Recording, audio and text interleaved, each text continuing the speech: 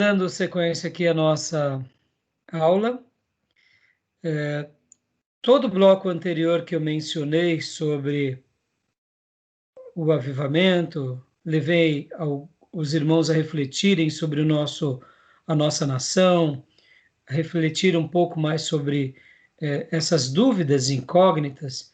Não é para gerar em nós dúvidas, pelo contrário, é para gerar em nós um desejo de buscar a Deus e de aprender mais sobre essa matéria.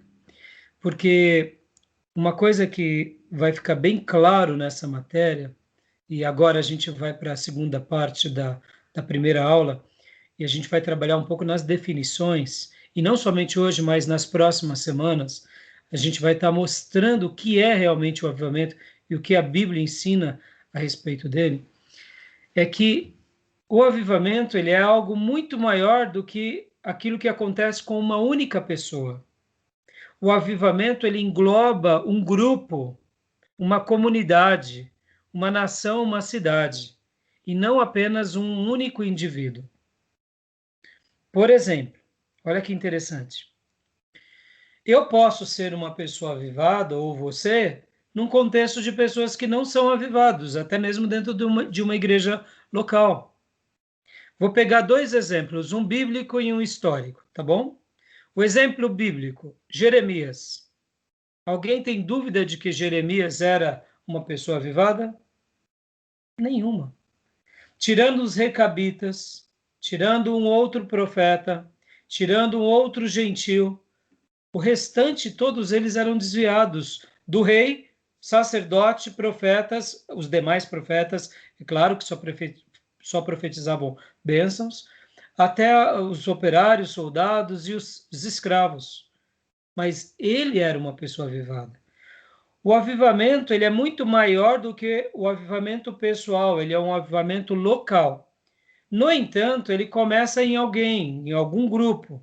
Só que o avivamento, esse assunto, ele não tem a ver somente conosco, comigo, com vocês. Ele tem a ver com o conjunto.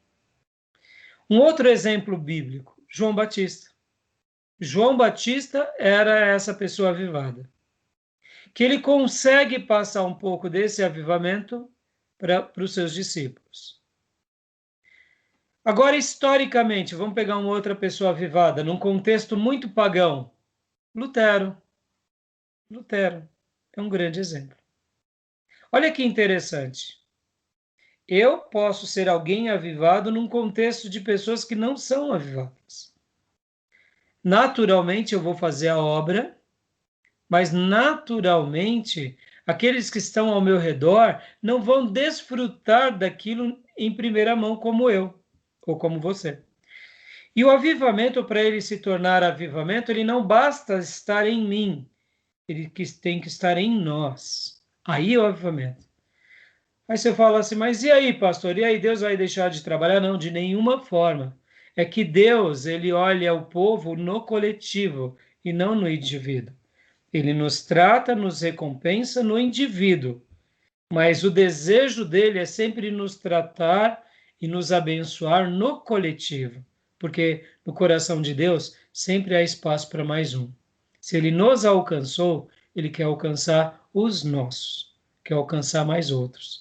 E o avivamento é uma obra de Deus sobre esse povo que agora, atraído pelo Evangelho, obediente ao Evangelho, se rende a essa fé ou a essa santa vocação de uma forma poderosa e maravilhosa. E os sinais do avivamento são maravilhosos. E aí onde muda muito do que terminamos a aula passada. Porque no avivamento existem sinais e valores que são característicos dele, e pode ter muita cura ou pouca cura, pode ter muitas revelações ou pouca revelação, pode ter muitos sinais dos dons ou poucos, mas é notório o que tem no avivamento. É notório, e é isso que mais nos impressiona e nos marca. Tá bom? Até aí tudo bem? Que Deus faça de nós crentes cheios do Espírito e avivados. Vamos lá. E agora para o slide, para as definições. Felipe, eu vou pedir para você ler, tá bom? Tá dando para enxergar aí? Tá. Definição de avivamento.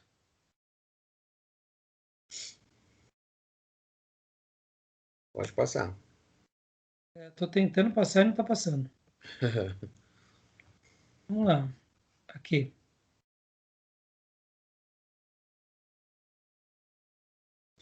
O significado bíblico do termo avivamento. No Antigo Testamento, o verbo hebraico, aí é só com Fabiano, é ri, Sim, rir, né? Raiar. Hayah. raiar, avivar, tem o significado primário de preservar ou manter vivo. Porém, avivar não significa somente preservar ou manter vivo, mas também purificar, corrigir e livrar do mal. Esta é uma consequência natural em toda vez que Deus aviva. Na história de cada avivamento, dentro ou fora da Bíblia, lemos que Deus purifica, livra do mal e do pecado, tira a escória e as coisas que estavam impedindo o progresso da causa. Ou seja, olha a ideia do texto bíblico, né? E dessa palavra e desse verbo hebraico hayar, que tem a ver com esse avivar, né? Não é simplesmente algo como derramar supostamente vida ou manter vivo. Vai além, vai muito mais além. Nos livra do mal, nos purifica, nos corrige, ou seja, é uma abordagem, quando Deus se revela no Velho Testamento com esse verbo e com essa palavra avivar, além de ter vida, de manter vivo, é também de ter vida e vida em abundância em todos os demais sentidos. Não é a vida física apenas, é a vida espiritual, é uma vida distante do mal, livre do pecado e de toda sujeira e de toda tortuosidade. Por isso que uma obra do avivamento, ela é algo que marca e que transforma. Não é algo apenas pontual, como uma experiência isolada. É uma experiência que se mantém. Ela tem começo, mas ela tem muito meio e ela tem fim. Ou seja, ela se mantém com propósito. Continuando, por favor. O verbo avivar, em suas várias formas, é usado mais de 250 vezes no Antigo Testamento, das quais 55 vezes estão num grau chamado piel. Um verbo nas formas do piel expressa uma ação ativa intensiva no hebraico. Neste sentido, o avivamento é sempre indicado como uma obra ativa e intensiva de Deus. Alguns exemplos de sua ocorrência são as clássicas orações de Davi, como esta: Porventura não tornarás a vivificar-nos, para que em ti se regozije o teu povo? Salmos 85, 6. E da clássica oração do profeta Abacuque: Tenho ouvido, ó Senhor, as tuas declarações e me sinto alarmado. Aviva a tua obra, ó Senhor, no decorrer dos anos, e no decurso dos anos faze-a conhecido. Na tua ira, lembra-te da misericórdia. Abacuque 3:2. Olha só quantas são as expressões no Antigo Testamento. E é bem curioso e é muito significativo essa questão uh, do, uh, da forma verbal está no piel. Isso acontece tanto no hebraico, Felipe, quanto também no grego. Existem construções verbais nessas duas línguas quando eles querem dar intensidade. O português já não tem com frequência, nós não temos assim, por exemplo, temos no português, como em qualquer língua, é claro, aquelas expressões que dão intensidade, mas nas línguas bíblicas, principalmente no hebraico e no grego, tem alguns tempos verbais que é colocado a palavra para demonstrar realmente isso, para demonstrar uma ação mais intensiva, contínua, né? Inclusive, isso acontece com bastante frequência no texto original. E aqui não é diferente com o avivar, com esse verbo. Pode ver que 250 vezes aparece, e 55 dando esse destaque. E agora, olha que interessante o próximo texto, que é o significado do termo no Novo Testamento. Pode ler para nós. No Novo Testamento, encontramos no Novo Testamento grego um conjunto de palavras que expressam o conceito básico de avivamento. São elas: egeiro, anastaso, anásue e anakaino. Outras palavras gregas comparam o avivamento ao reacender de uma chama que se apaga aos poucos. Anasopiereo, em 2 Timóteo 1,6, ou uma planta que lança novos brotos e floresce novamente. Anafalo, em Filipenses 4,10. Inclusive, parabéns pela citação. Citou bem as palavras. Eu sei que está transliterado, mas já está quase falando um grego, né, Fabiano? Mas voltando aqui ao assunto.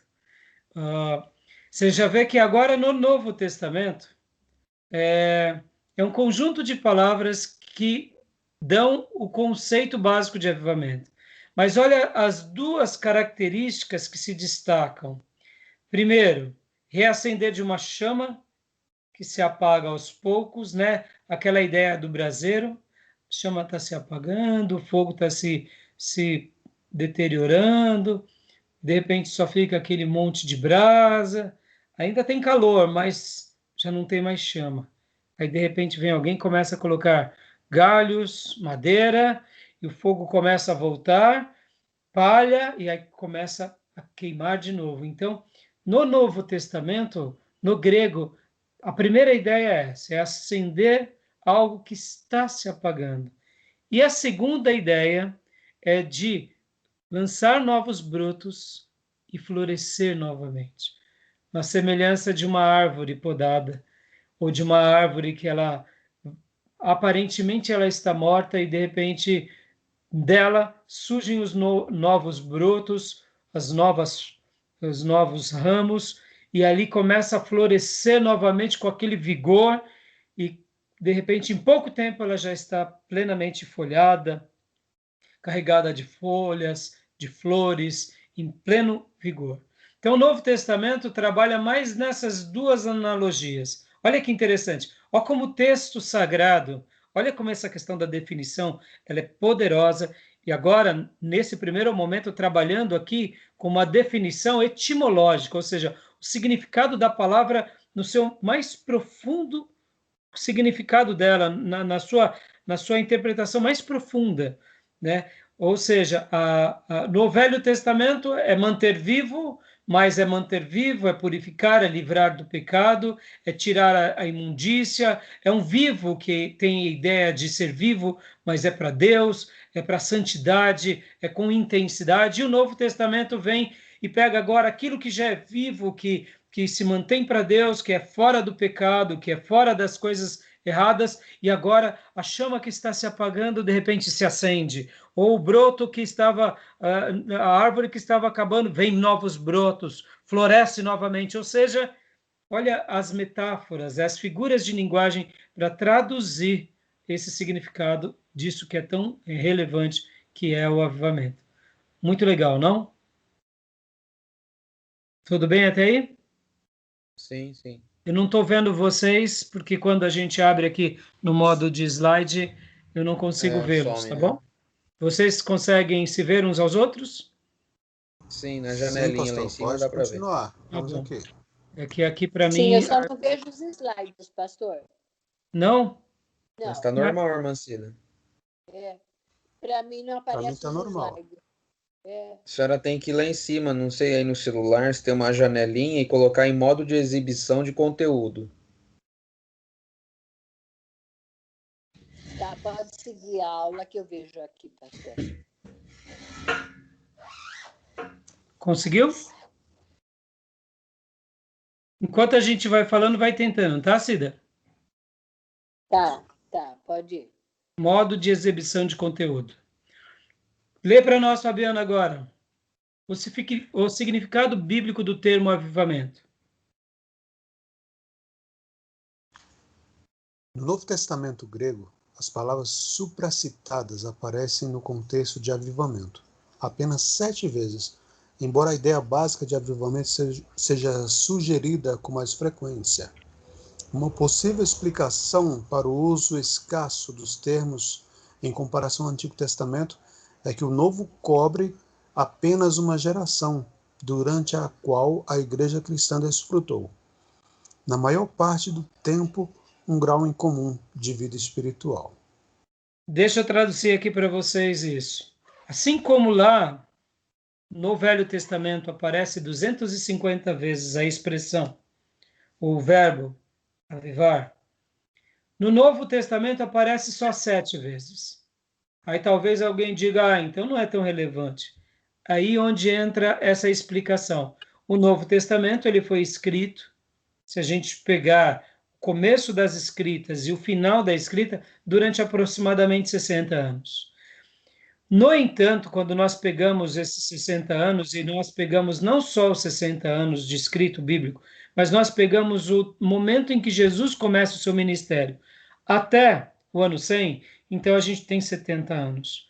Aí talvez fale assim, mas só em 70 anos? Só 70 anos.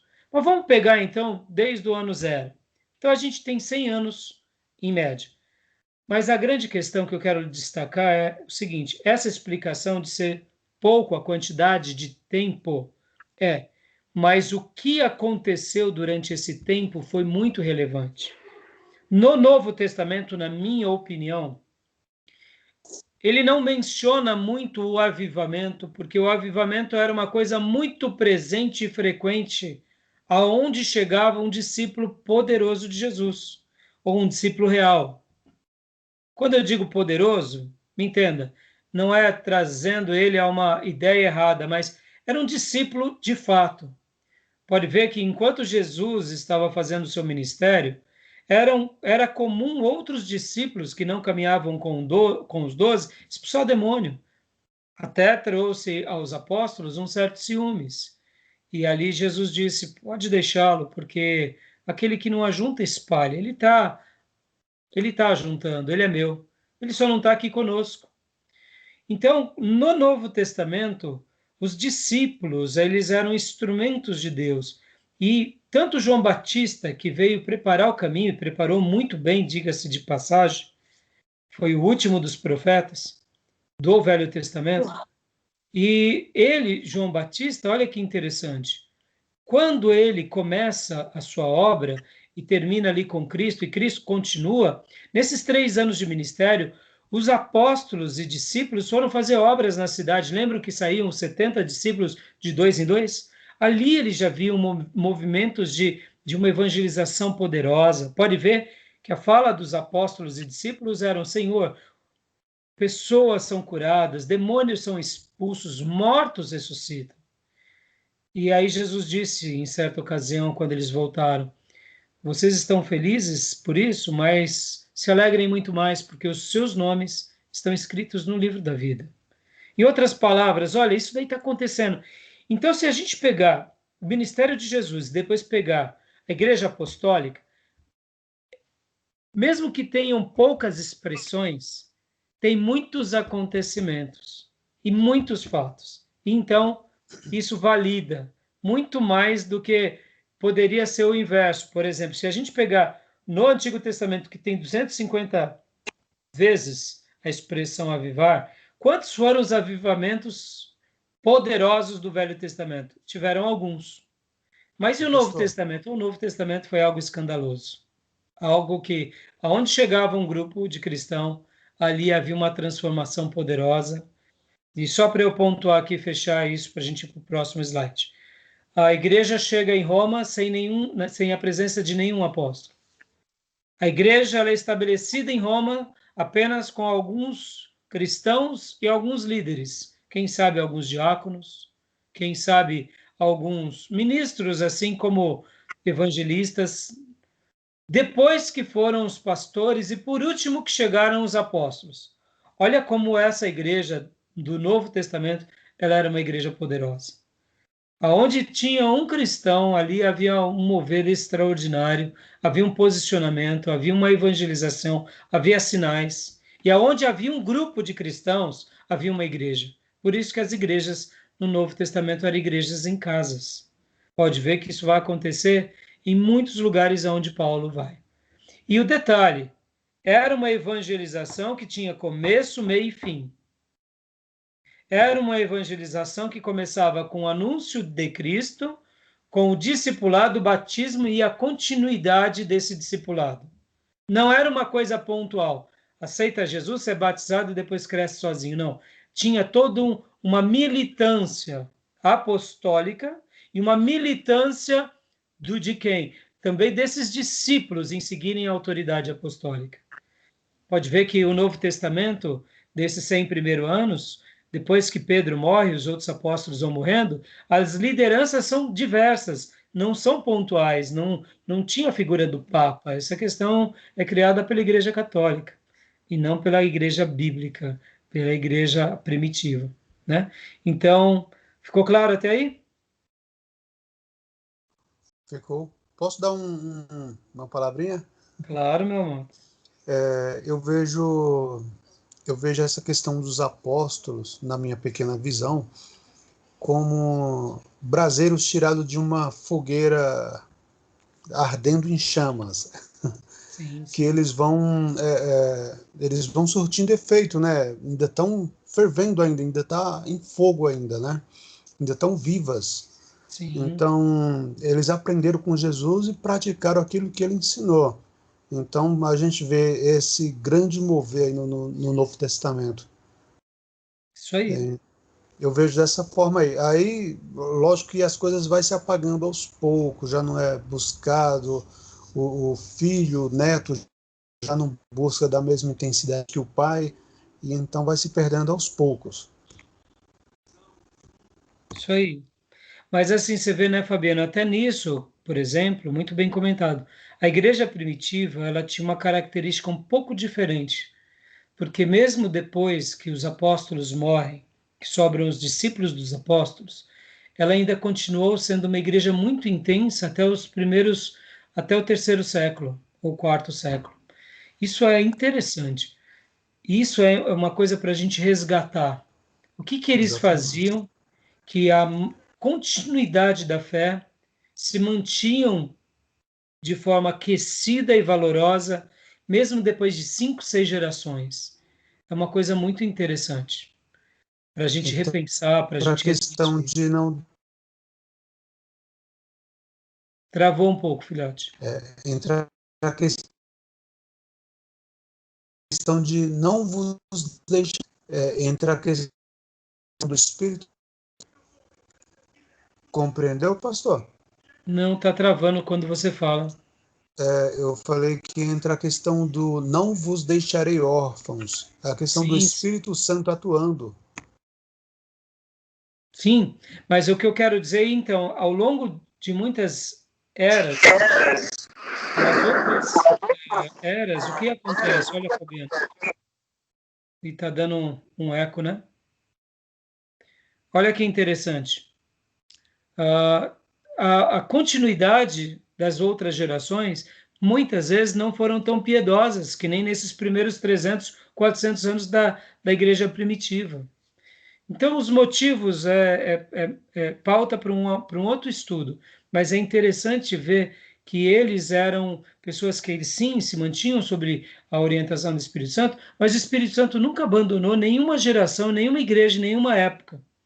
A questão, eu penso, que é mais a nossa relação com Deus do que a relação de Deus para conosco, entendeu? Mas é assunto para outro dia.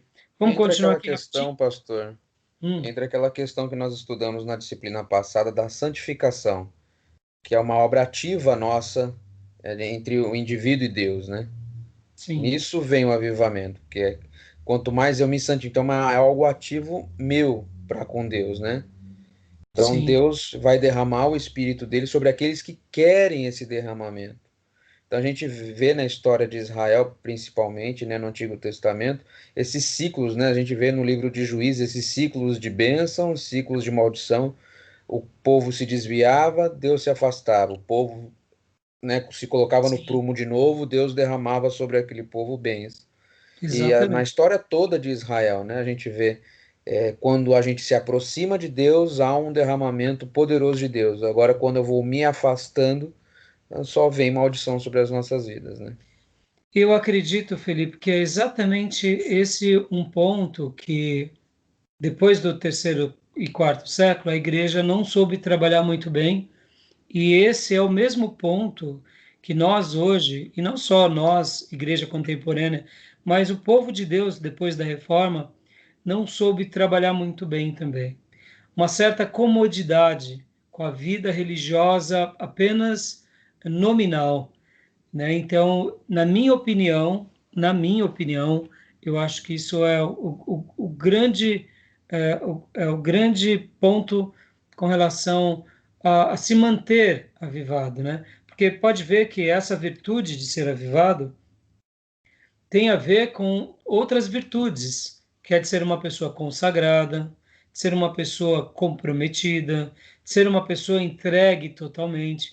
Ou seja, uma pessoa ela só consegue ser avivada na sua pessoalidade quando ela tem o kit.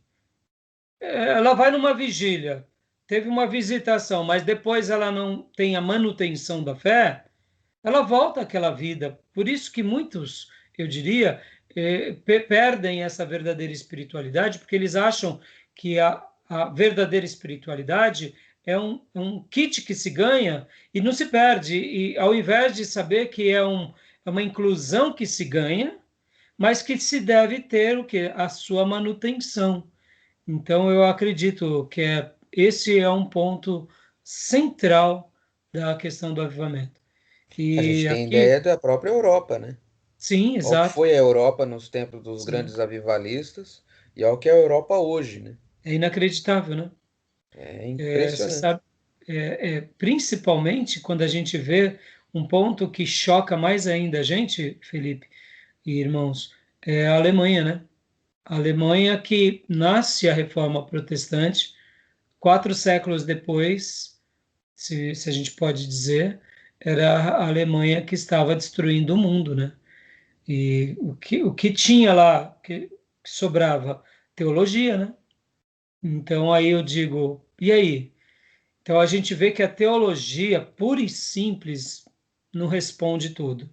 Por isso que a Bíblia vai deixar claro, né, que o Espírito vivifica. A letra mata nesse sentido. Muitas vezes a gente tem uma fé aculturada, uma fé intelectualizada, uma fé ética, mas a fé tem que ser prática, ela tem que ser intensa, ela tem que ser na sua raiz mais pura, que é morrer a cada dia e seguir o Cristo ressurreto. Enquanto isso não acontece, todo outro tipo de fé não passa de uma fé teórica, e aqui coloco um termo até forte, mas acaba sendo duplamente diabólica, porque a pessoa com essa teologia acaba morrendo. E pode ver aqui uma reflexão rápida, o medo que muitos pastores têm da teologia. Tem, porque bota um candidato que era fervoroso no seminário, e aí ele acaba dividindo a igreja. Ele acaba agora apontando os erros do pastor. Ele acaba. E aí muitos pastores, vendo esse ciclo se repetir uma, duas, 10, aí ele fala: não, parei com esse negócio de seminário, só vou pregar o evangelho, vou ganhar alma, vou batizar, vou fazer a ceia, show para lá com esse negócio. Porque é o irmão que foi para o seminário, se desvia no seminário e agora vira um opositor e racha a igreja, cria uma nova. E aí é uma coisa para você ver o quanto que não faz mal uma mente egoísta sem Deus, né? Então, que a gente esteja a serviço da cruz, do Cristo, e que as virtudes sagradas nos acompanhem por toda a vida. Porque sem isso não tem sentido nenhum fazer teologia, né? Então, continuando aqui, indo avante, o que não é um avivamento bíblico? Antes de falarmos sobre avivamento bíblico, propriamente dito, acreditamos ser de grande ajuda uma abordagem, mesmo que rápida, do que não é o padrão bíblico de avivamento. Então, aqui agora a gente trabalhou sobre algumas palavras. Na próxima aula, semana que vem, a gente vai trabalhar em mais definições, mais profundidades do que é. Mas agora, nesse momento, a gente vai falar o que não é. E o reverendo Hernandes Dias Lopes, em seu livro Avivamento Urgente, apresenta 7 interessantes razões sobre o que não deve ser entendido como avivamento de verdade. Ou seja, ele vai refletir, ele vai chamar a igreja para pensar e falar: avivamento, será que isso que a gente está vendo é avivamento? E é por isso que na aula anterior eu fiz várias perguntas. O Brasil já teve avivamento? Será que tivemos?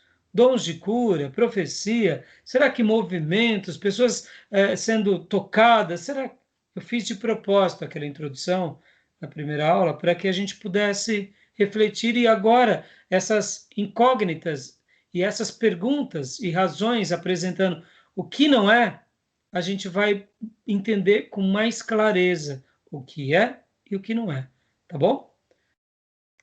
Primeiro, avivamento não é um programa agendado pela igreja. Pode ler, Felipe, para nós.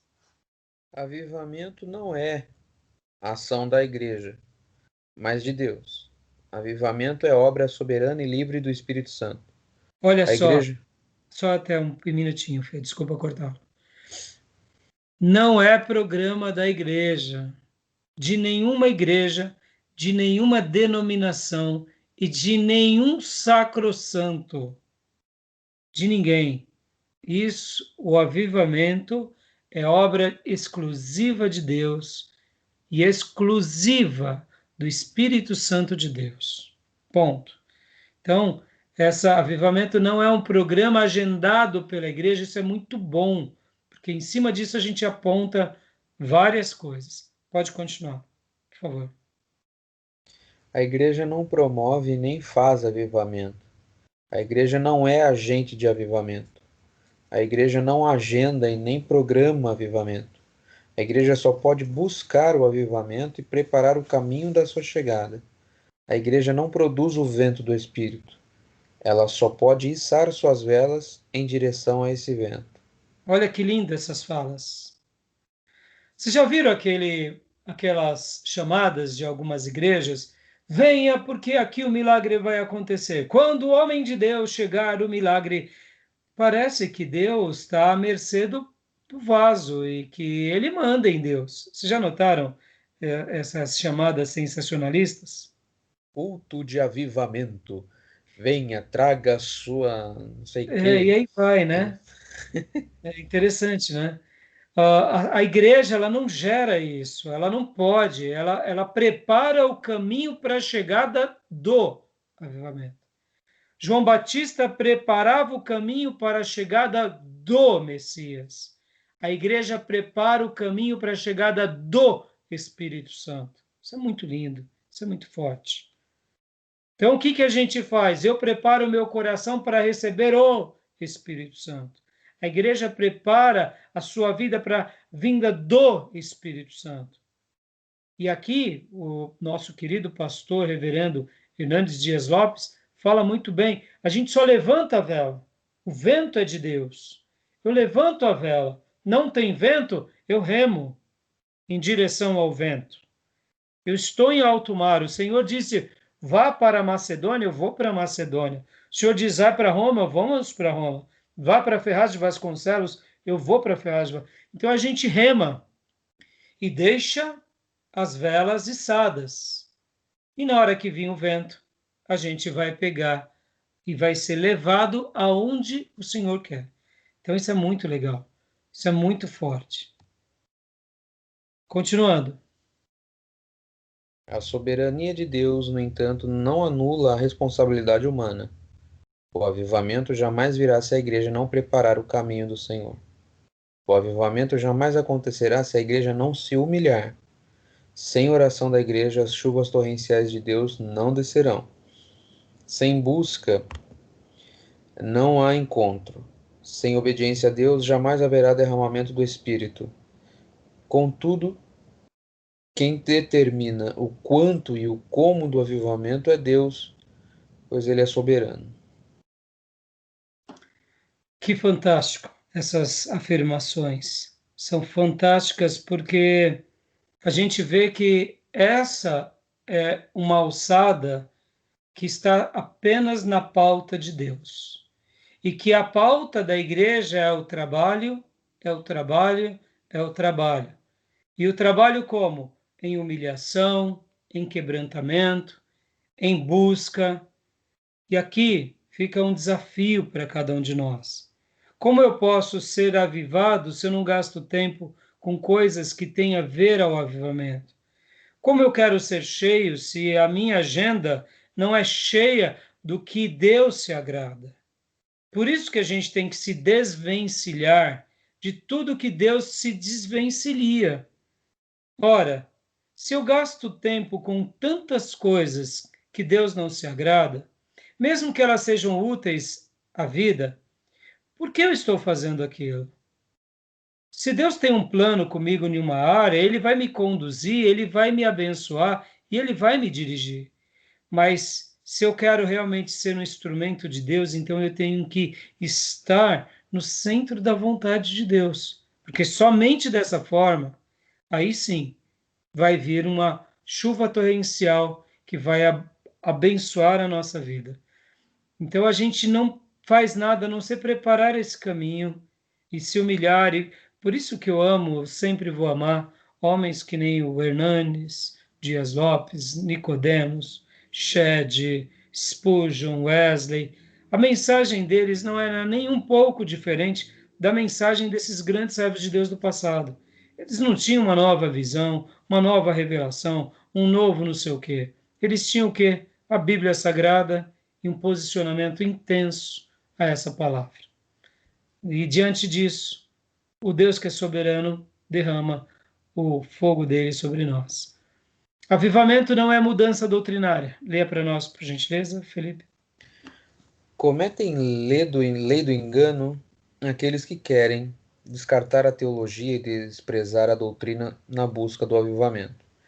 Desprezar a doutrina é dinamitar os alicerces da vida cristã. Desprezar a doutrina é querer levantar um edifício sem lançar o fundamento. Desprezar a doutrina é querer pôr um corpo de pé e em movimento sem a estrutura óssea. Não há vida piedosa sem doutrina. A doutrina é a base da ética.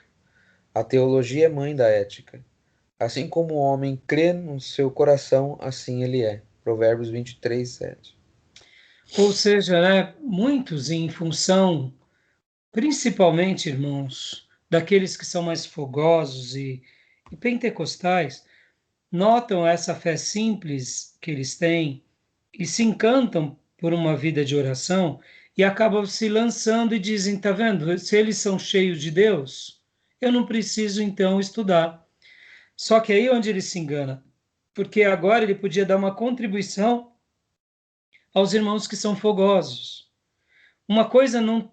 Se aquele irmão que já é fogoso simplesmente descobriu e teve experiências tremendas com Deus, na simplicidade da fé, quantas serão as experiências que esses irmãos terão no momento em que eles aprenderem mais as doutrinas? Eles se tornarão muito mais fervorosos, muito mais piedosos e terão experiências muito mais sobrenaturais. Contam-se aqui os biógrafos que Whitefield, ele lia a Bíblia de joelhos. Era comum ele ler a Bíblia de joelhos. Você diz assim, mas pastor, precisa ler de joelhos? Enquanto eu nunca tinha ouvido anteriormente outra pessoa que fazia isso. E o que acontece, é óbvio que era uma prática que ele tinha como uma santa devoção. E ele começava a ler de joelhos e ele começava a orar aquela porção que ele tinha acabado de ler. E esse misto de leitura de joelhos e de oração se tornava uma bomba tão poderosa no espírito dele que aquelas palavras entravam dentro dele e quando ele ia pregar, aquelas palavras eram ditas com tanto poder e com tanta autoridade que por essa razão ele foi um dos grandes homens que ao lado de John Wesley fizeram uma obra de avivamento lindas. John Wesley, de contrapartida, não sei se ele lia de joelhos, mas ele lia muito a Bíblia. O que eu quero dizer com isso? Muitas vezes, se uma pessoa já é fervorosa na sua simplicidade, no momento que ele tiver mais instrução, a instrução não vai afastá-lo de Deus. Só vai afastá-lo se for uma instrução humana, diabólica ou carnal. Mas se é uma instrução sagrada, aquilo só vai enriquecer, porque a Bíblia não nos destrói, a Bíblia só nos acrescenta, né? Então é interessante. E aqui a gente vê que a piedade, né, não tem como existir sem doutrina. E a doutrina é a base da ética. E a teologia é a mãe da ética. Eu concordo plenamente com esses dizeres. 2. Avivamento não é mudança doutrinária. Pode ler para nós, Cílio? Vida sem doutrina gera misticismo e experiencialismo subjetivista. Avivamento sem doutrina é fogo de palha, é movimento emocionalista, é experiencialismo personalista e antropocentrista. Deus tem compromisso com a verdade e a sua palavra é a verdade. E todo avivamento precisa estar fundamentado na palavra. O avivamento precisa estar norteado pelas Escrituras e não por sonhos e visões. Precisa estar dentro das balizas da Bíblia e não dentro dos muros de revelações subjetivistas, muitas vezes feitas na carne. Eu concordo plenamente com meu querido irmão pastor. Por quê? Porque muitas vezes, muitas pessoas acabam entrando nessa subjetividade, nesse espiritualismo oco, e acaba tendo mais uma experiência espiritual e religiosa, que eu diria perigosíssima, do que de fato uma experiência poderosa com Deus.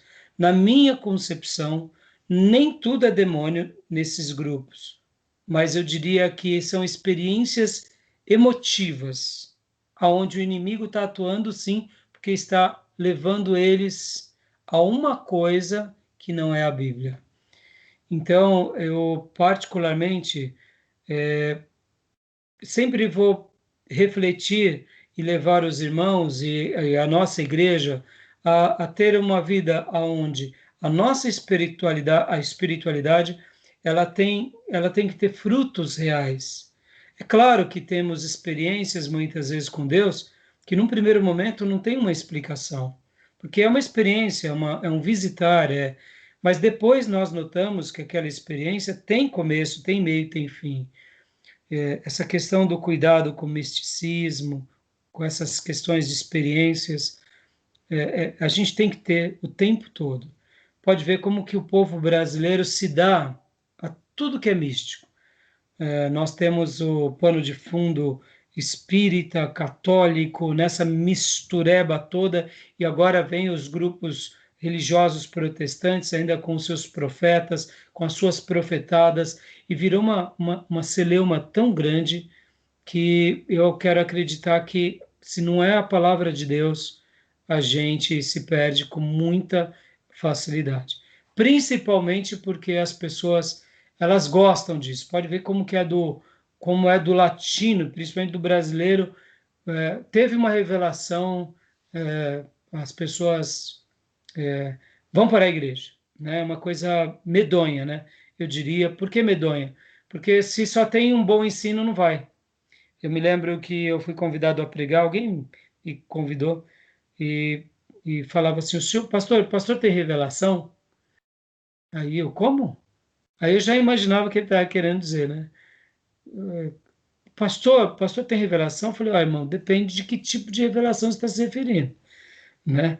Se a revelação das Escrituras Sagradas, aquela que Deus nos ilumina, essa eu tenho. Você está falando aqui revelar, se o irmão está com demônio, se está com caroço, essa daí não. Eu sugiro o irmão chamar outro irmão. Não que Deus nos use nisso, irmãos. Deixa eu dar até um testemunho aqui para vocês. Está numa aula mais privada.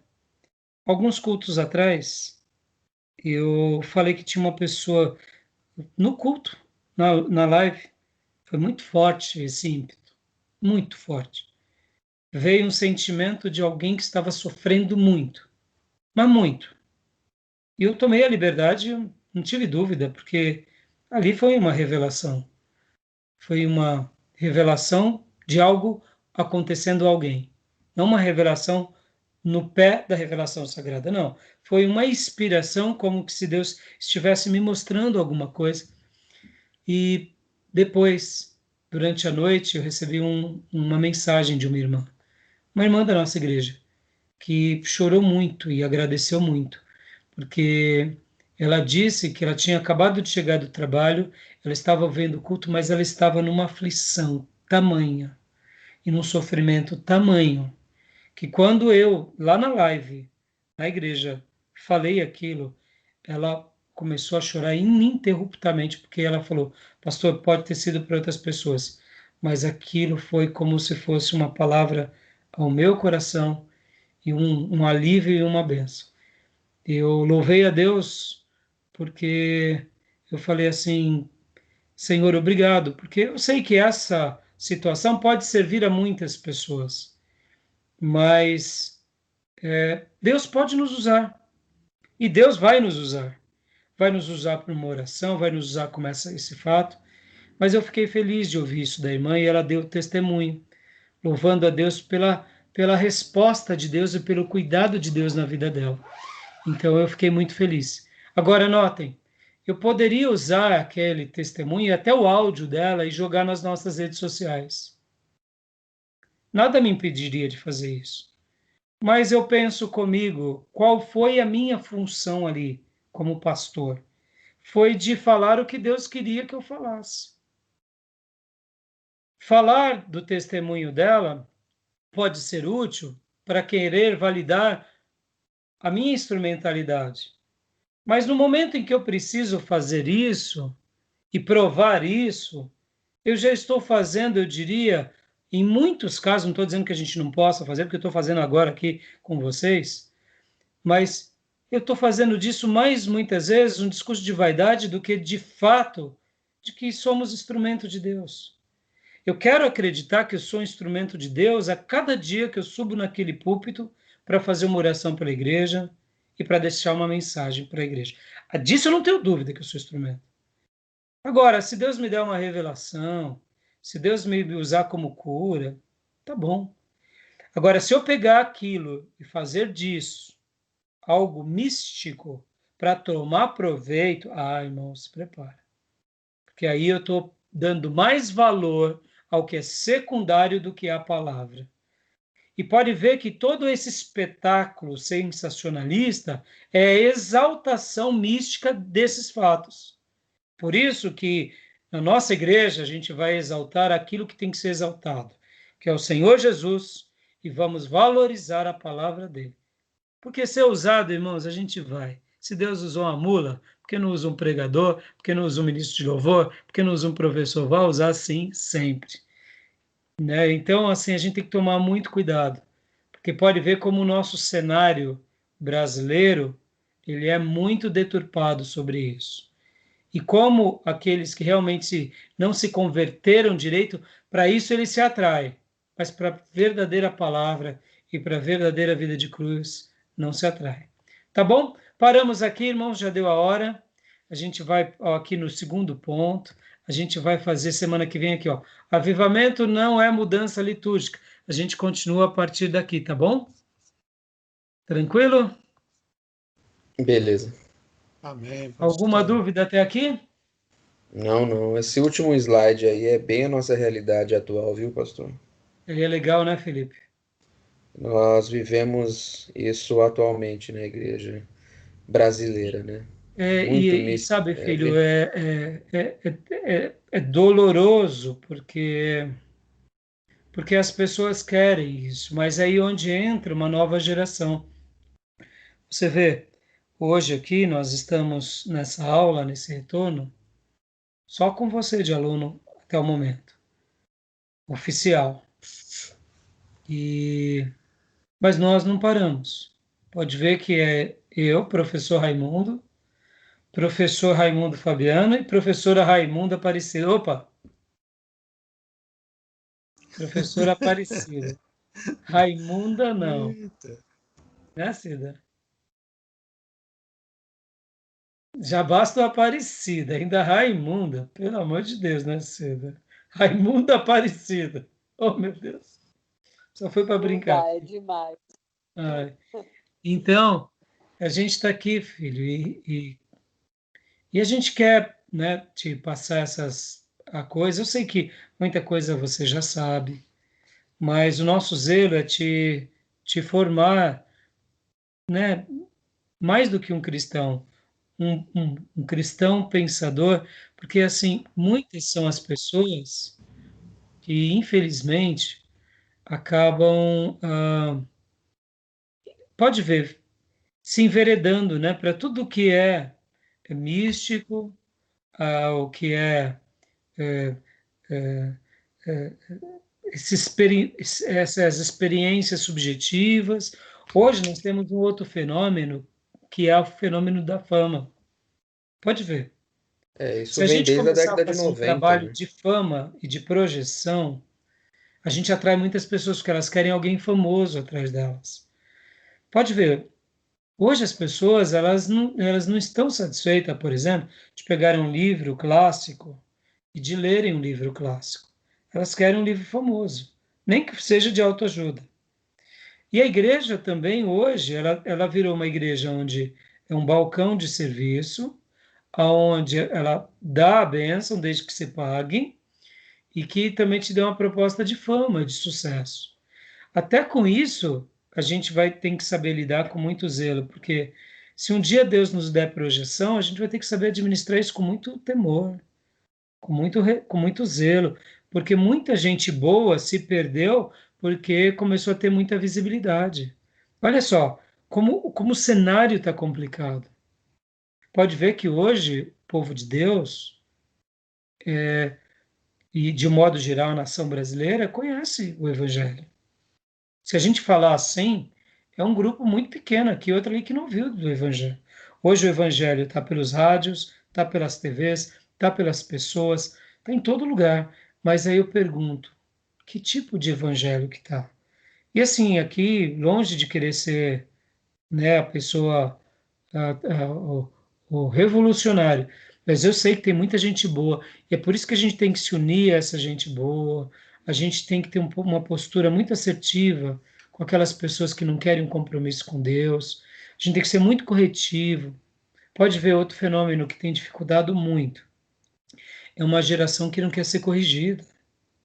A correção hoje virou xingamento, é uma coisa diabólica. Olha só, E- quem não é corrigido não cresce intelectualmente.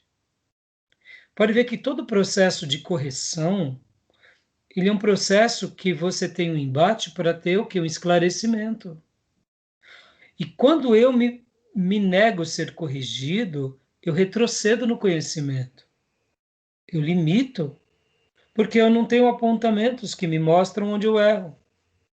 E hoje é uma cultura de bebezões, de bebezonas, de Cinderelas, Peter Pan, dentro da igreja. O pastor hoje ele está vivendo dias horrorosos. Eu digo isso porque você pode ver que muitas vezes até os colegiados pastorais são colegiados assim. É um adoçando o outro, ninguém fala nada do outro, porque senão perde o pastor, perde a igreja. Então, assim, tá difícil, né?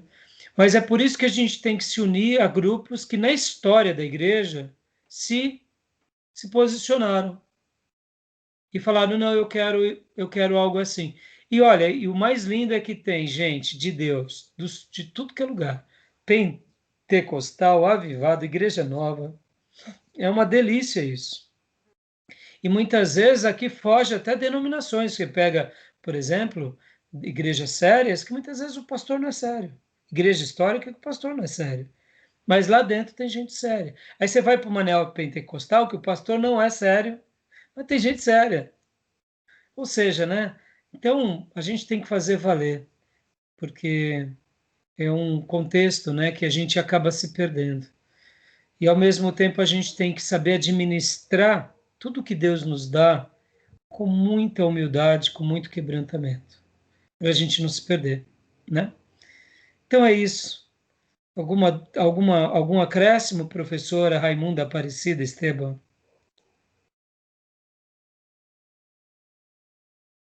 Quer falar Não, alguma coisa? Não, pastor, está tudo bem. Muito Raimundo boa. Fabiano Vieira, quer comentar alguma coisa? Não? Não, Tem alguma dúvida, Felipe? Não, é só uma certeza, né, que todos os grandes avivamentos começaram com a mensagem de arrependei-vos, né? Sim.